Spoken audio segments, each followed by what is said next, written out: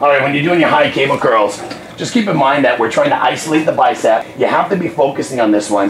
Get your hands nice and high, and you're just gonna curl it in toward your ears.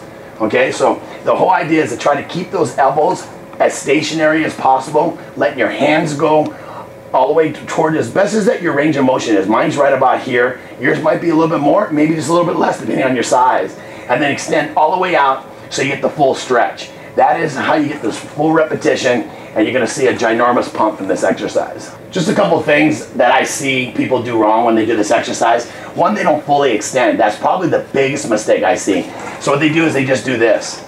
And that's a huge tendency with a lot of amateurs. You have to get the full extension. It extends the bicep, you get a great stretch, and it's just a way better pump. Another thing I see is they're not coming in far enough.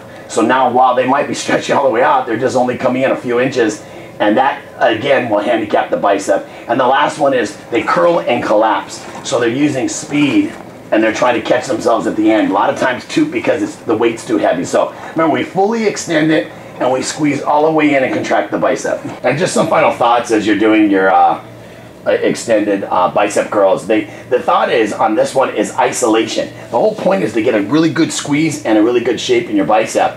Unlike some of the powerlifting that you did earlier in the workout, this is to finish off the bicep, and your responsibility is to get a killer pump. And I'm going to tell you, this exercise rocks. And if you get this right and you do it consistent and you apply yourself to it, you're going to see a ginormous difference in your bicep, and you're going to look awesome out there by the pool.